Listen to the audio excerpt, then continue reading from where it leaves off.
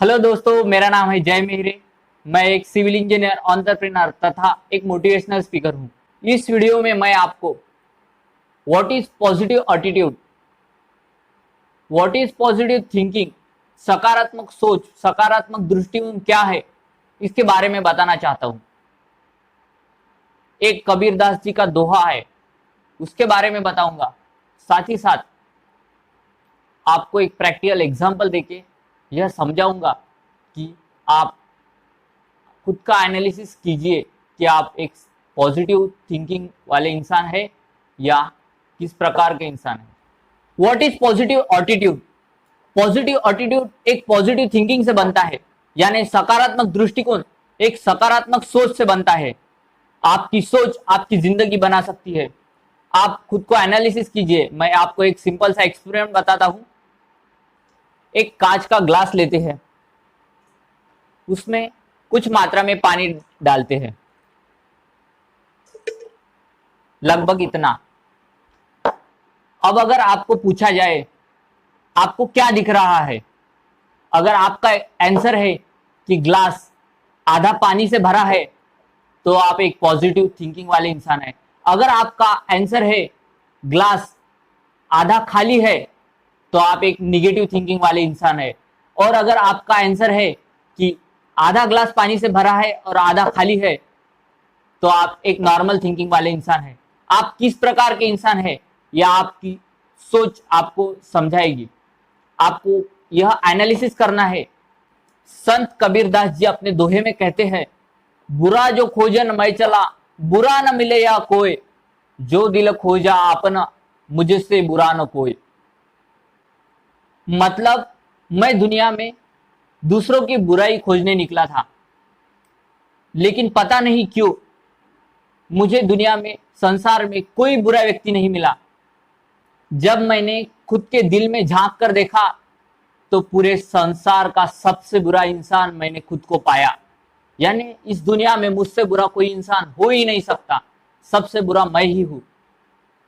यहां संत कबीरदास जी ने अपना उदाहरण देते हुए यह समझाया है कि हे मानवो, दूसरों की बुराइयां ढूंढने से पहले खुद की बुराइयां ढूंढो और उन्हें जड़ से खत्म कर दो। जब तुम ऐसा कर दोगे तो पूरे संसार में, पूरी दुनिया में आपको कोई बुरा लगेगा ही नहीं। अपनी बुराइयों को खोजकर उन्हें खत्म करने की कामना संत कबीरदास जी ने इस दोहे में की है। लोगों की अच्छाइयां खोजने का प्रयास कीजिए। यदि आपको किसी में कुछ बुराइयां नजर आती हैं, तो पहले खुद के गिरेबान में झांक कर देखिए। अगर आपका पॉजिटिव एटीट्यूड होगा तो आपको सब कुछ पॉजिटिव ही नजर आएगा। बारिश के दौरान सभी पंछी आश्रय की तलाश करते हैं, लेकिन बांझ ऐसा पक्षी है जो बादलों के ऊपर उड़कर बारिश की समस्या को हल करता है।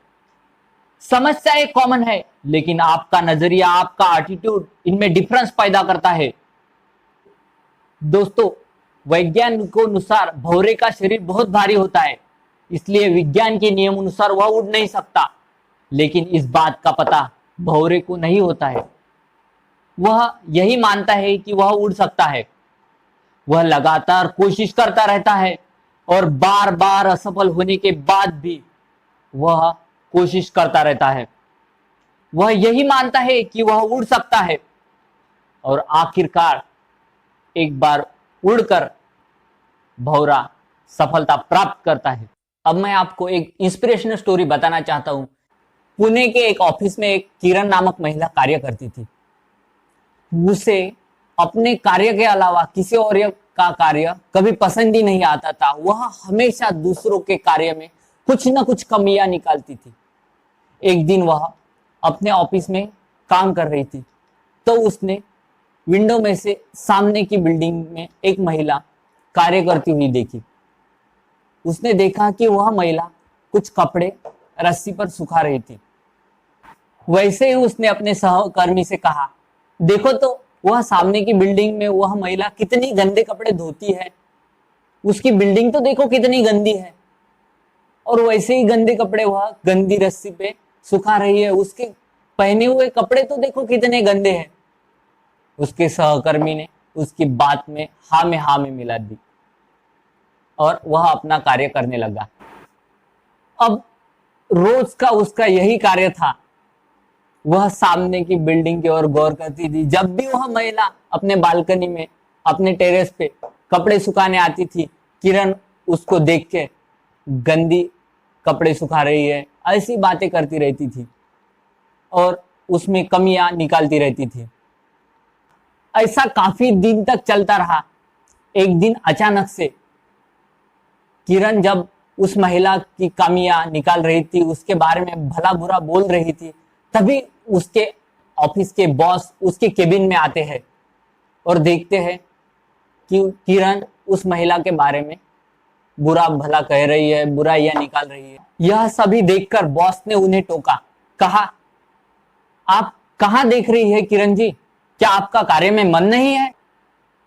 बॉस को अपने केबिन में आए हुए देखकर किरण चौंक कर खड़ी हुई और बताने लगी, सर मैं सामने की बिल्डिंग देख रही हूँ, वह महिला रोज अपने बालकनी में, अपने टेरेस पे गंदे कपड़े सुखाने आती है, देखो तो सर आप एक बार।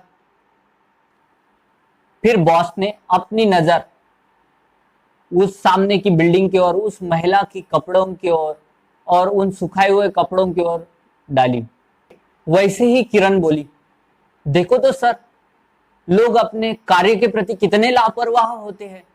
वह महिला खुद गंदे कपड़े पहनती है और उसके धोए हुए कपड़े तो देखो सर कितने गंदे होते हैं।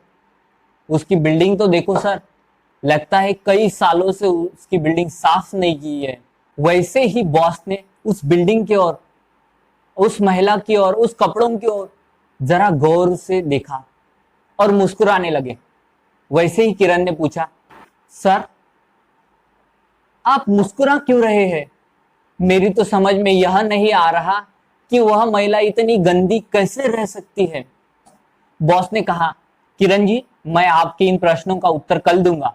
कल जब वह महिला अपने बालकनी में या टेरेस पे गंदे कपड़े सुखाने आएगी, तब आप मुझे पूछ लेना, बुला लेना। जैसे ही दूसरे दिन किरण अपने ऑफिस में पहुंची, काम करने लगी, थोड़ी देर बाद वह महिला, उसने देखा कि वह महिला अपने कपड़े सुखाने के लिए बालकनी में टेरेस पे आई। अरे यह क्या? किरण अचानक चौंक उठी।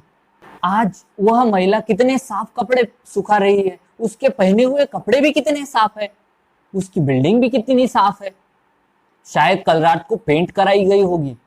उसने तुरंत अपने बॉस को बुलाया और आश्चर्यचकित होकर पूछा, सर आज आप मेरे प्रश्न का उत्तर देने वाले थे, लेकिन आज तो सब कुछ अलग ही हो गया, सब साफ हो गया, यह कैसे संभव हुआ?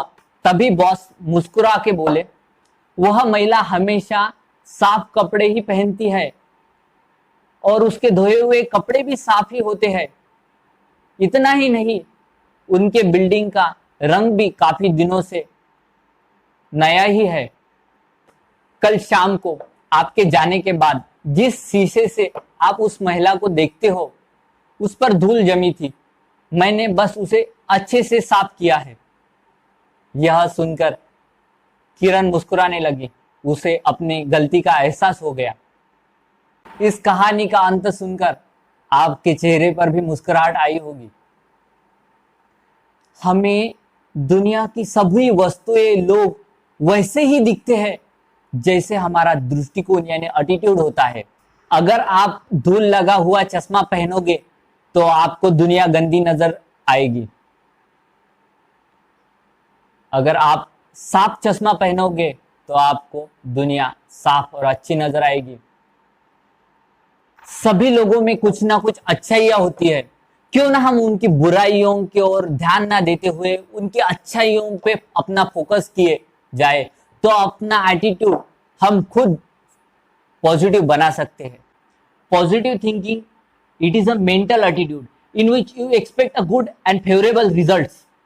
यानी सकारात्मक सोच एक ऐसा मानसिक दृष्टिकोण है जिसमें आप अच्छे और लाभदायक परिणाम का उम्मीद करते हैं। दूसरे शब्दों में कहा जाए तो पॉजिटिव थिंकिंग विचारों को बनाने की और वास्तविकता में ऊर्जा पैदा करने की एक प्रक्रिया है। अच्छी खबर यह है कि कुछ तरीकों के माध्यम से आप अपने मस्तिष्क को अधिक सकारात्मक, अधिक पॉजिटिव थिंकिंग करने के लिए प्रशिक्षित कर सकते हैं, ट्रेन कर सकते हैं। अपने विचारों पर गौर कीजिए। क्या आपके दिमाग में कोई नकारात्मक विचार रेंग रहे हैं? अगर कोई नकारात्मक विचार आपके दिमाग में रेंग रहे हैं तो वह किस समस्या से जुड़े हैं, यह आप सोच के उस समस्या का समाधान करने की ओर आप काम कर सकते हैं, जिससे आपका एटीट्यूड पॉजिटिव हो जाएगा, आपकी थिंकिंग पॉजिटिव बन जाएगी। Scan for your 3 daily positives, यानी आप सोने जाने से पहले आपके पूरे दिन भर का स्कैन कीजिए, एनालिसिस कीजिए। आपने दिन भर में कोई भी 3 अच्छी चीजों के बारे में, अच्छा कार्य के बारे में सोचिए। यह आपको अच्छे विचार लाने के लिए काफी है। हेल्प अदर्स, दूसरों की मदद कीजिए। सकारात्मक लोगों से घिरे रहिए। यह आपको आपका एटीट्यूड पॉजिटिव बनाने में बहुत ज्यादा हेल्पफुल रहेगा। अपने शरीर और मन की देखभाल कीजिए। साइंटिफिकली यह प्रूव किया गया है कि आप अपने शरीर और मन की जब देखभाल करते हैं तो आप खुशियां महसूस करते हैं, जो कि एक सकारात्मक सोच बनाने के लिए काफी प्रभावी सॉल्यूशन है। Make time to do something that you love.